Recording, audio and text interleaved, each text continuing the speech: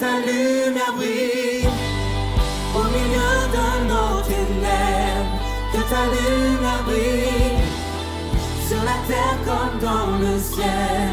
Lorsque ta voix retentit, toute l'obscurité s'enfuit, que ta lumière brille.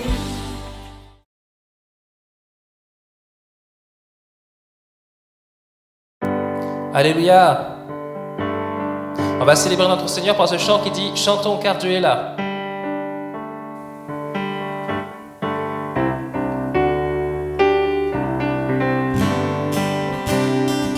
Chantons. Chantons car Dieu est là. Poussons des cris de joie. Dressons-lui un trône de reconnaissance, un palais de louange. Chantons le roi des rois, son amour durera. Et quand on le loue, sa gloire descend sur nous dans son temple ici-bas. Chantons car Dieu est là.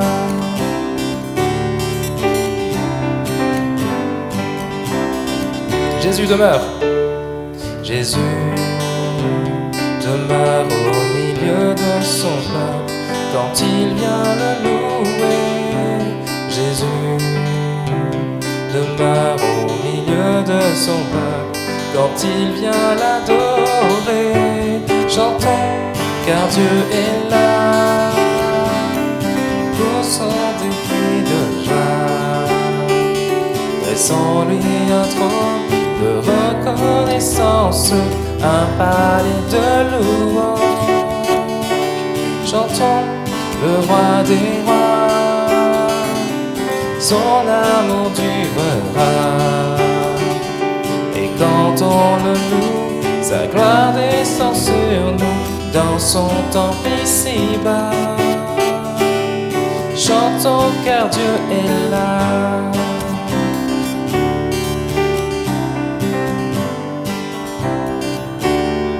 Nous sommes tous assemblés pour l'adorer avec nos instruments, joyeux de ce que Dieu nous a sauvés. Faisons monter nos chants, chantons car Dieu est là. Poussons des cris de joie, dressons-lui un trône de reconnaissance, un palais de louange. Chantons le roi des rois, son amour durera. Et quand on le loue, sa gloire descend sur nous dans son temple ici-bas. Dans son temple, dans son temple ici-bas. Dans son temple ici-bas, dans son temple ici-bas. Chantons, chantons car Dieu est là.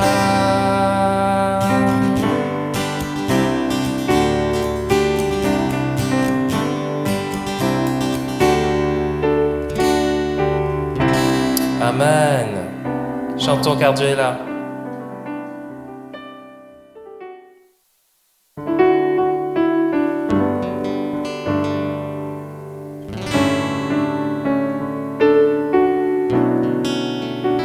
Oui, Seigneur, entends mon cœur.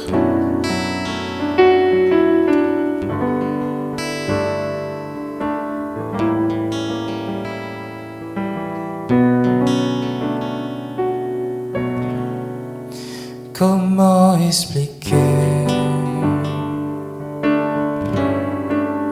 et comment décrire un amour si grand, si puissant que rien ne peut le contenir. Tu sais mes espoirs, Seigneur, tu sais mes craintes, et mes mots sont bien trop petits dire tout l'amour que j'ai pour toi. Alors entends mon cœur, mon esprit qui te loue. Entends le chant d'amour d'un enfant racheté. Je prendrai mes faibles mots pour te dire quel Dieu merveilleux tu es. Mais je ne pourrai pas te dire combien je t'aime. Alors entends mon cœur. Si tout comme la pluie, les mots pouvaient couler, et si j'avais l'éternité, je ne pourrais pas l'exprimer. Mais dans les battements de mon cœur, tu entendras toujours. Merci pour la vie, pour la vérité et pour le chemin. Alors entends mon cœur, mon esprit qui te loue. Entends le chant d'amour d'un enfant racheté. Je prendrai mes faibles mots pour te dire quel Dieu merveilleux tu es. Mais je ne pourrai pas te dire combien je t'aime. Alors entends mon cœur. Alors entends mon cœur. Alors entends mon cœur, mon esprit qui te loue. Entends le chant d'amour d'un enfant racheté. Je prendrai mes faibles mots pour te dire quel Dieu merveilleux tu es. Et je ne pourrai pas te dire combien je t'aime. Alors entends mon cœur. Et je ne pourrai pas te dire combien je t'aime. Alors entends mon cœur. Mais je ne pourrai pas te dire combien je t'aime. Alors entends mon cœur.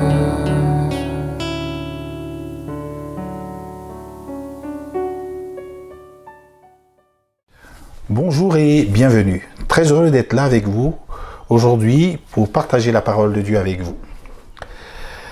Alors, avant de commencer, j'aimerais vous inviter à ouvrir vos Bibles dans le livre de Marc au chapitre 1, versets 21 à 28. Et je veux vous parler de la présence de Jésus qui fait la différence dans nos situations de vie. Mais avant d'aller plus loin, je vais placer l'histoire, le récit dans son contexte. Jésus est au début de son ministère terrestre et il vient juste de recruter, si je peux parler ainsi, 4 disciples. André, Simon, Jacques et Jean. Et nous sommes un samedi. Ils vont aller à la synagogue. Ils se dirigent donc vers Capernaum. Et la Bible nous dit, ils se rendirent à Capernaum le jour du sabbat. Jésus entra dans la synagogue et se mit à enseigner. Ses auditeurs furent impressionnés par son enseignement car il parlait avec une autorité que n'avaient pas les spécialistes de la loi. Or, il se trouvait, juste à ce moment-là dans la synagogue, un homme qui était sous l'emprise d'un esprit mauvais. Il se mit à crier « Que nous veux-tu, Jésus de Nazareth? Es-tu venu pour nous détruire? Je sais qui tu es. Tu es le saint envoyé de Dieu. » Mais d'un ton sévère, Jésus lui ordonna « Tais-toi et sors de cet homme. » Alors, l'esprit mauvais secoua l'homme de convulsion et sortit en poussant un grand cri.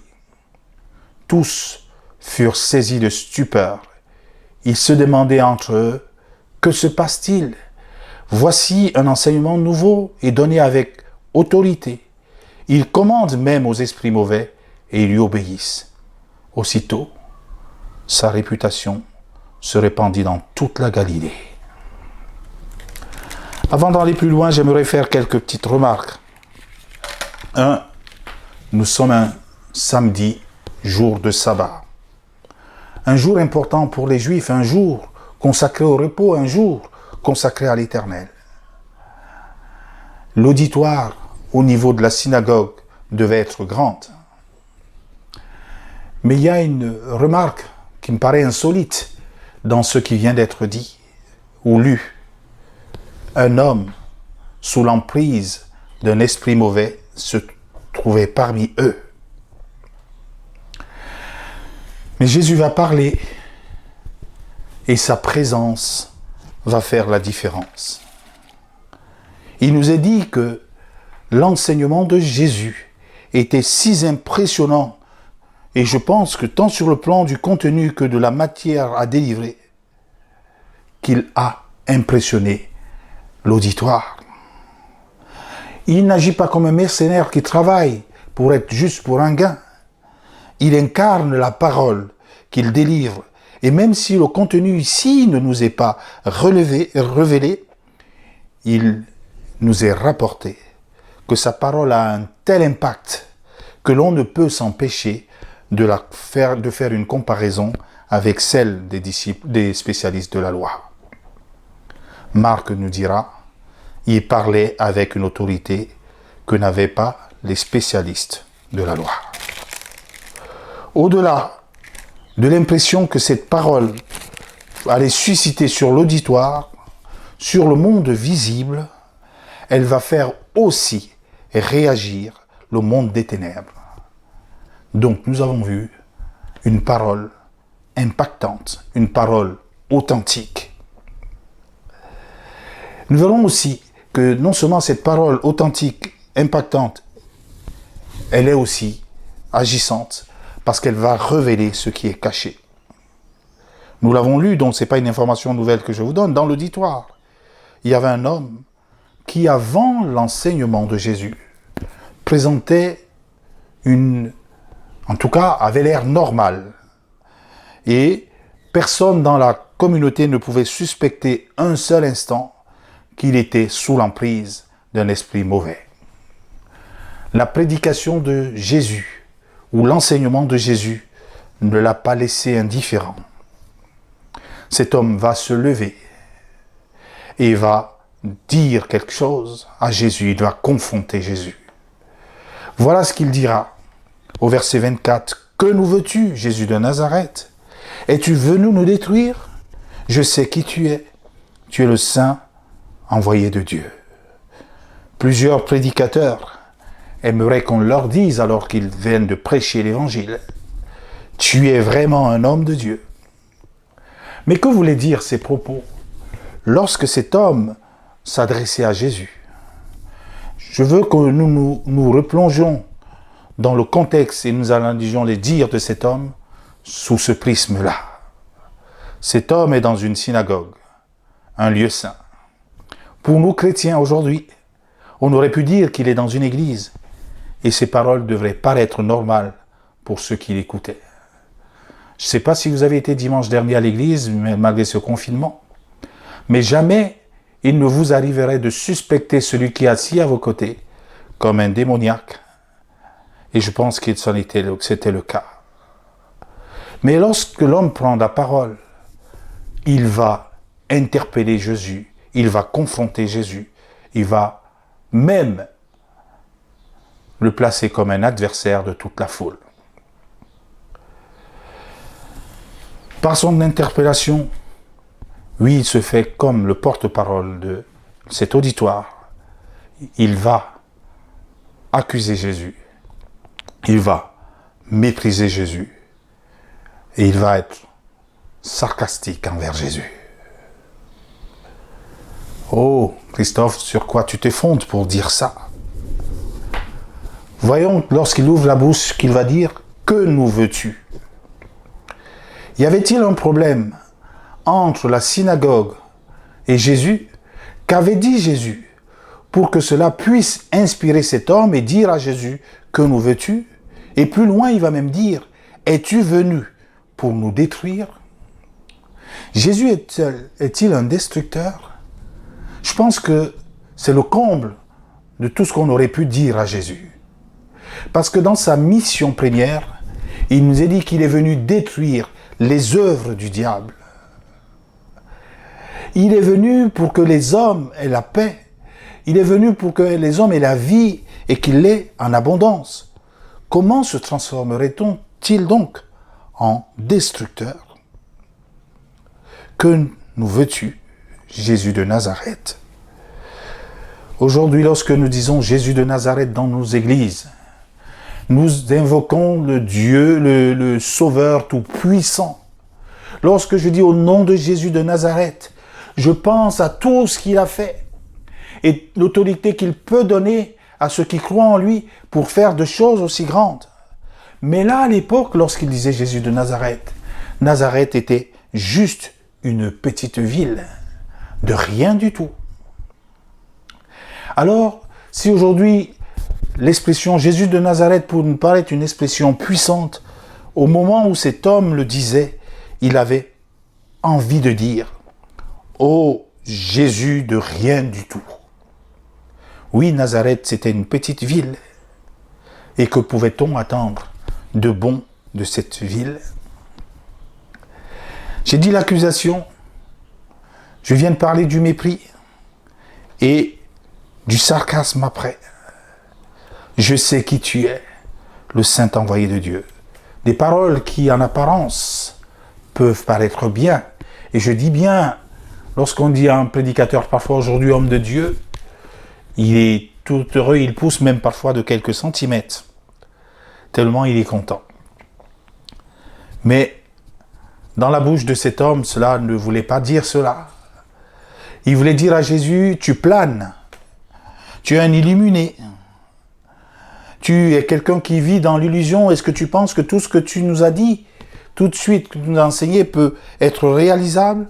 Tu n'es pas un homme qui a les pieds sur terre. Le but des paroles que prononce cet homme est de détruire immédiatement l'admiration que beaucoup ressentaient en écoutant Jésus et jeter le discrédit sur lui et sur tout son enseignement. Était-ce les paroles d'un homme ou ce sont les paroles d'un homme habité par autre chose? Il faut du discernement pour le savoir. Et au-delà du paraître, Jésus va voir l'être. Ce qui est caché et tient cet homme prisonnier.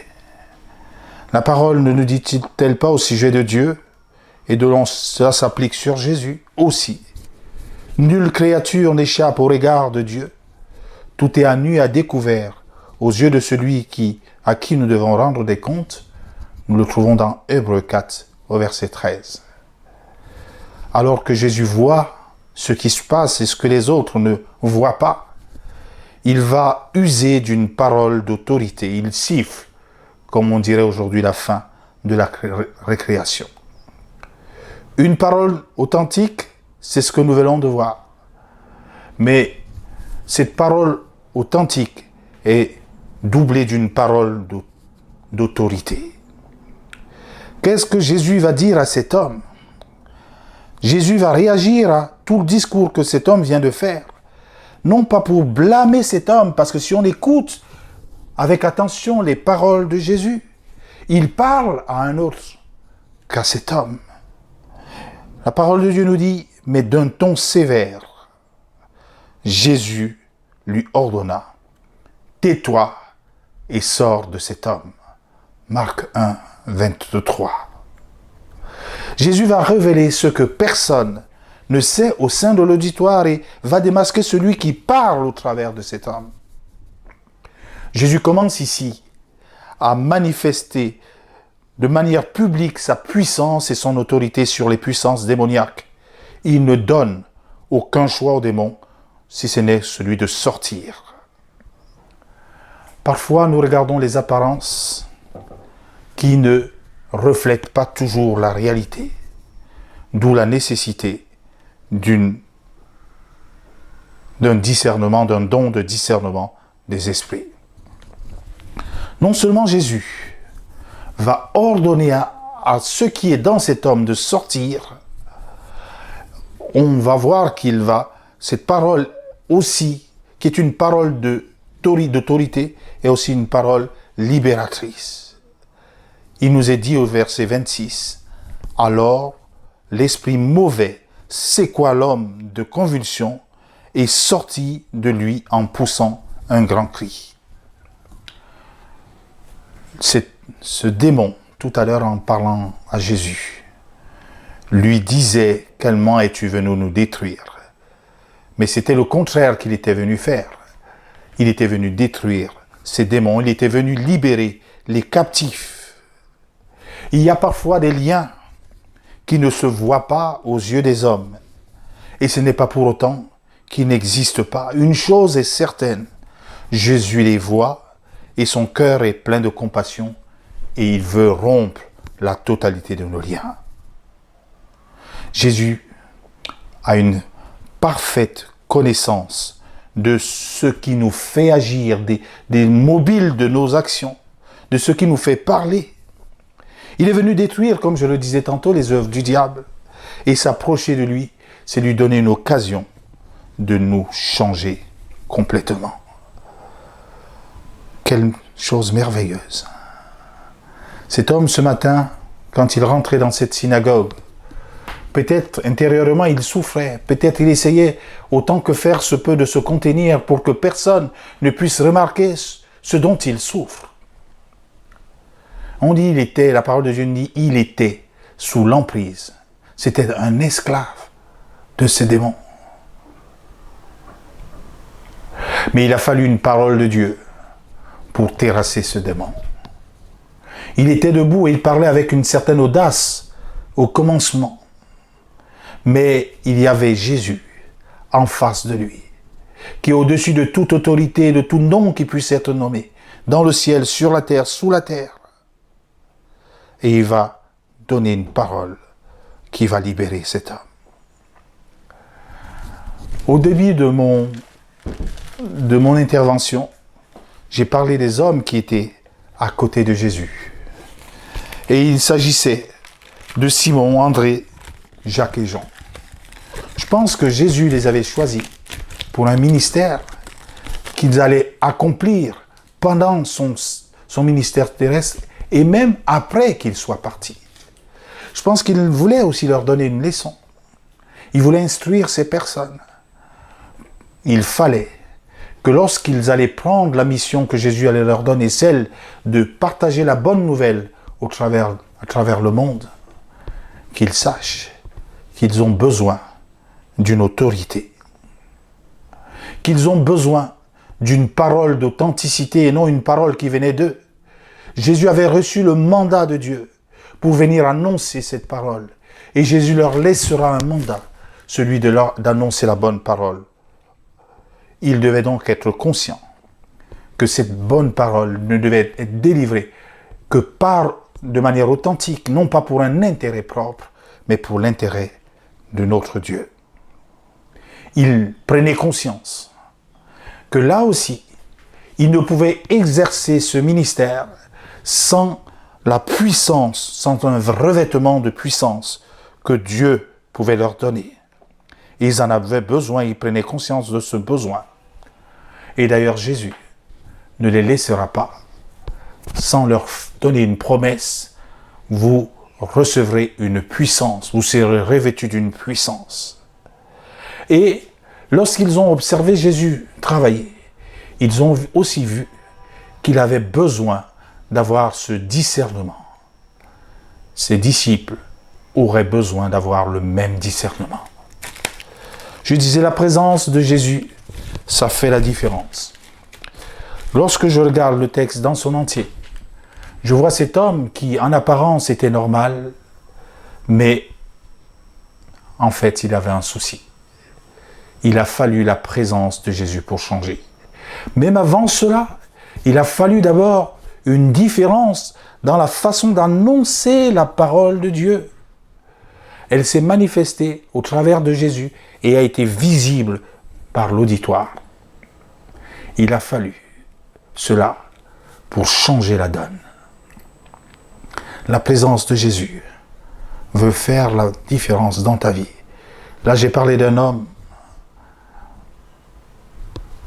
Quand on observait, on ne pouvait pas penser qu'il y avait quelque chose. Mais il fallait la présence de Jésus pour être comme un révélateur de ce problème. Et lorsque Jésus a révélé le problème, ce n'était pas juste pour le révéler, mais c'était pour l'enlever, pour le détruire. Avez-vous besoin des changements notables dans votre vie? Avez-vous essayé par vos propres moyens jusque-là de changer des situations qui vous paraissent pénibles, difficiles, voire même impossibles? Je veux juste vous annoncer une bonne nouvelle. Invitez la présence de Jésus dans votre vie. Ce jour-là, c'est Jésus qui s'est déplacé, qui est allé dans cette synagogue. Et en étant là, il a montré que sa puissance faisait la différence. Et les hommes qui étaient présents ont pu le voir. Ce qui a été le déclencheur de plusieurs choses. Lorsque nous allons continuer à lire la parole de Dieu et en continuer à étudier ce thème de la présence de Jésus qui fait la différence, on verra que à partir de cela, des foules nombreuses ont été amenées à Jésus, des gens qui étaient malades, qui étaient possédés de démons, pour que Jésus les guérisse. Veux-tu voir la différence dans ta vie? Invite Jésus. Et lorsqu'il sera présent dans ta vie, tu verras vraiment la différence. Que Dieu te bénisse. Alléluia, Amen. Oui, Seigneur, ta présence fait la différence. Quand tu es là, Seigneur, les choses changent. Oui, Seigneur. Ta présence est le ciel pour moi.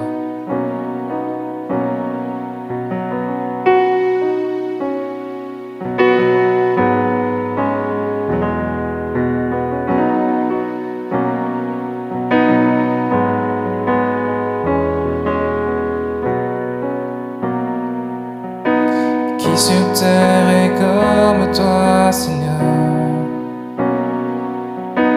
Amour, beauté, infinie valeur. Ici rien ne peut me satisfaire. Jésus, ton amour me désaltère. Ta présence, c'est le ciel.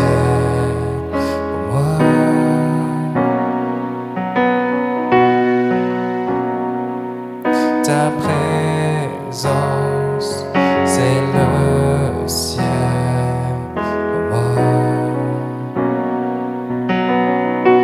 Trésor. Trésor de mon âme et de mon cœur. Dans ma faiblesse, tu es ma vigueur. Libre de mon passé, de tout lien.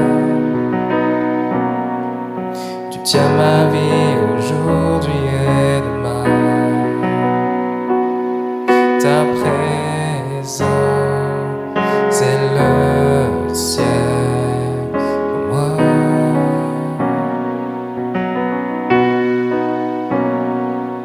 Ta présence, c'est le ciel pour moi.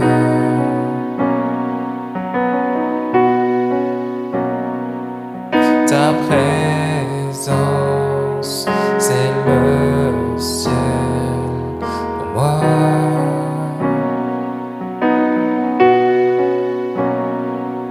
Ta présence, c'est le ciel pour moi.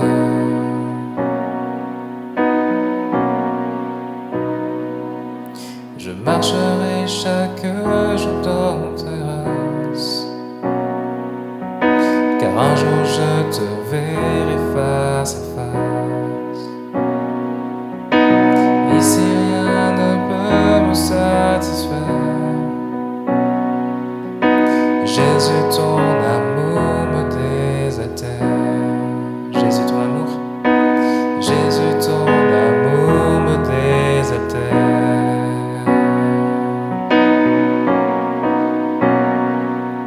Ta présence, c'est le ciel pour moi.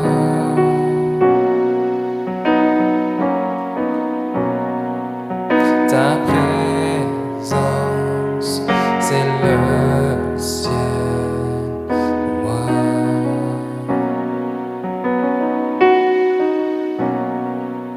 Ta présence, c'est le ciel pour moi.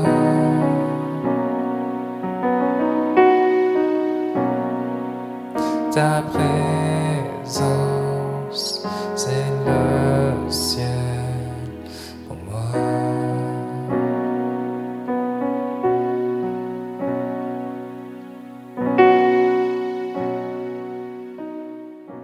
Nous allons passer par la table du Seigneur et j'aimerais juste vous lire un texte dans Marc 14 au verset 21. Il est dit: le Fils de l'homme s'en va conformément à ce qui est écrit à son sujet, mais malheur à l'homme par qui le Fils de l'homme est trahi. Mieux valait pour cet homme qu'il ne soit pas en vie. Pendant qu'il mangeait, Jésus prit du pain et après avoir prononcé la prière de bénédiction, il le rompit et leur donna en disant: prenez, mangez, ceci est mon corps. Et puis ensuite une coupe et après avoir remercié Dieu, il la leur donna et ils en burent tous. Il leur dit: ceci est mon sang, le sang de la nouvelle alliance qui est versé pour beaucoup. Jésus est venu donner son corps, nous dit le texte. Ce corps a été brisé pour nos iniquités. Il a versé le sang, un sang qu'il scelle une alliance entre Dieu et nous. Un sang aussi, le sang dont nous savons qu'il a une efficacité redoutable par rapport au péché. Et il nous dit: si nous confessons nos péchés, il est fidèle et juste pour nous les pardonner et pour nous purifier de toute iniquité. Aussi, donc, je vous invite, en nous souvenant de l'action de Jésus pour chacun de nous, à prendre le pain, parce que c'est ce qu'il nous recommande.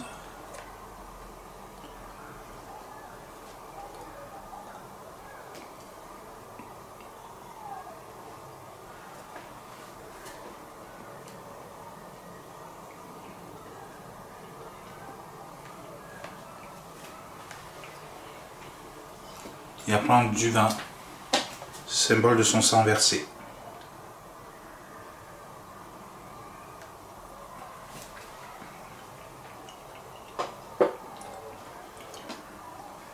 J'aime remarquer qu'avant de donner du pain et du vin à ses disciples, Jésus a prononcé une prière de bénédiction.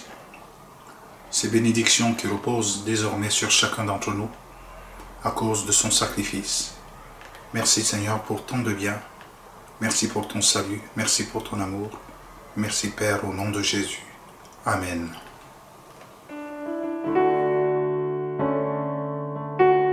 Oui Seigneur, merci pour le sang que tu as versé à la croix.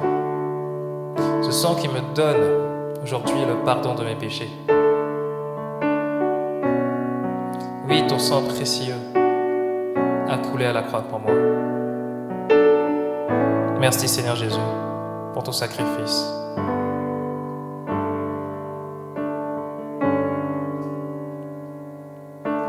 Rien ne peut sauver mon âme, rien que le sang de Jésus. Pour elle, je ne réclame rien que le sang de Jésus. Précieux sang de l'agneau qui me donne un cœur nouveau. Rien d'autre je ne veux plus, rien que le sang de Jésus.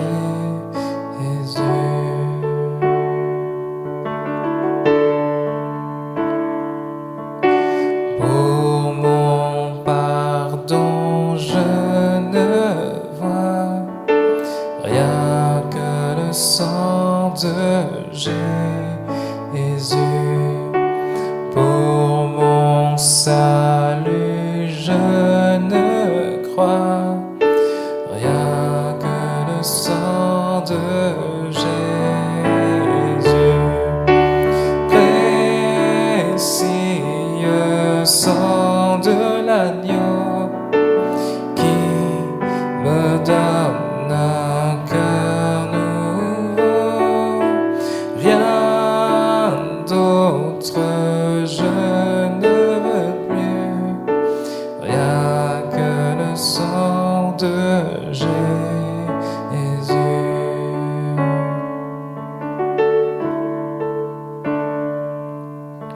Je n'ai pour toute espérance rien que le sang de Jésus. Pour appui, pour confiance, rien que le sang de Jésus. Précieux sang de l'agneau qui me donne un cœur nouveau. Rien d'autre je ne veux plus, rien que le sang de Jésus.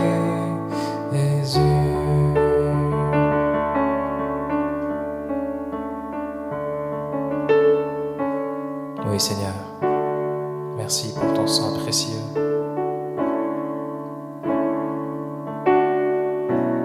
Ton sang qui coule à la croix. Amen. Amen Seigneur.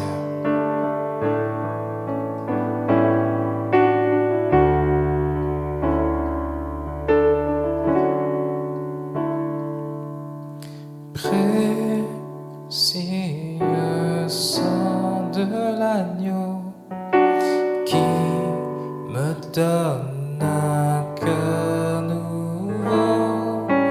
Rien d'autre je ne veux plus, rien que le sang de Jésus.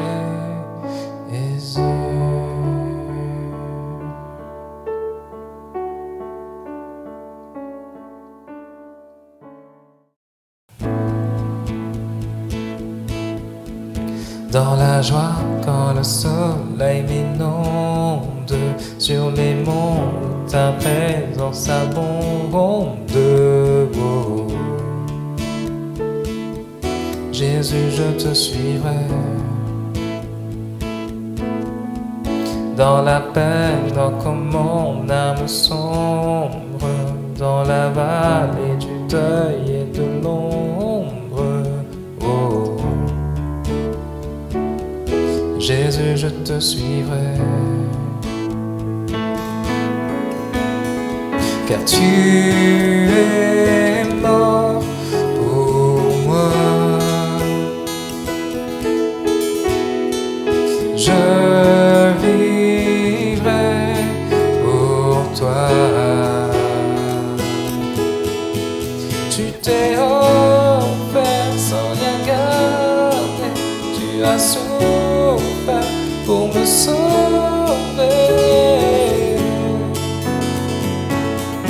Jésus, je te suivrai. Je t'aimerai plus que la vie, te servirai malgré le prix. Oh. Jésus, je te suivrai.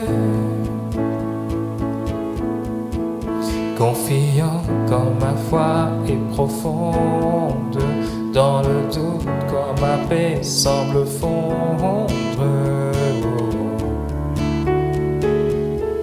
Jésus, je te suivrai. On reprend, confiant. Confiant quand ma foi est profonde, dans le doute quand ma paix semble fondre. Oh. Jésus, je te suivrai. Car tu es mort pour moi.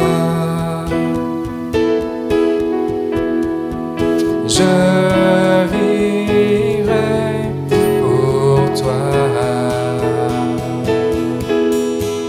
Tu t'es offert sans regarder. Tu as souffert pour me sauver. Jésus, je te suivrai. Je t'aimerai plus que la vie, te servirai